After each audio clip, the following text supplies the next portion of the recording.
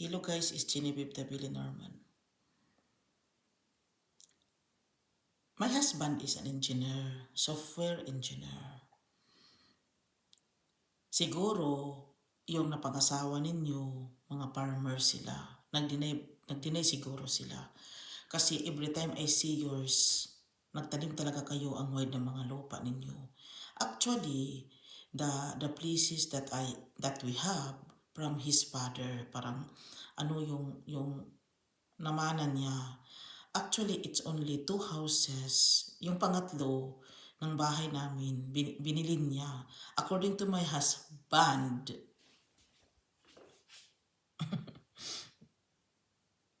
according to him, according to him, yung napamana niya na pera, maliban sa bahay, ano daw, binili niya doon. Yung pangatlong bahay ba namin guys na nagsabi ako na baka sitain na ako dito kakabidyo-bidyo kasi napansin kasi nila magbidyo-bidyo ako. Tapos natawa na lang ako baka masita ako nang wala sa oras. Well. Hindi maaari yun dahil that is ours. 3 ang bahay. Hindi naman kasi pwedeng makaganyan siya kung hindi siya ginuwan. Parang maganda siya dahil maganda. Yung para bang maganda yung ano niya, yung mga dingding niya, kahit kahoy siya, artistic siya. Kasi pinagagastahan yan. But I mean, yung para bang makikita niyo sa mga bahay nila na parang maganda naman ito.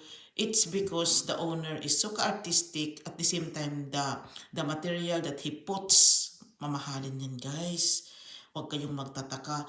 Takang-taka kayo if the house is ugly. Dahil yung nilagay nila, hindi yun mahal. Basta mamahalin, maganda yun. Kung saan yung maganda, yun doon din yung mahal. Naano lang ako sa pinagagawa ko dahil yung opisina ito kasi ng asawa ko. Kaya maraming mga gadget dito. Akin naman daw dito, pero pag hindi ko nagagamitin, pwede naman niyang gamitin. Parang dalawang misa yung ginawa niya dahil akin kasi ito. In case magdancing ako, alam nga naman daw, magdancing ako dyan. Opisina naman niya, yan, for working kasi yan.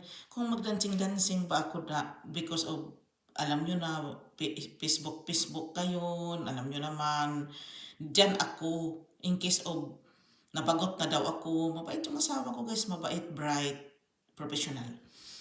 Nagtataka ako dahil yung mga asawa ninyo, nagtanim kayo na nagtanim. Yung asawa ko ayaw akong mag-farmer eh. Sinita-sita ako yun eh. What I mean is, ito ba, yung mga tanim ko ba, pampaswerte talaga sila guys.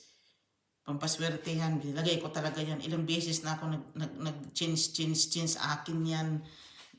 Ito pa. Parang wala lang nangyayari. Pero tabisahin nyo. Ano yung mga tanim na yan? Very effective yan. Basta observant ka lang siguro.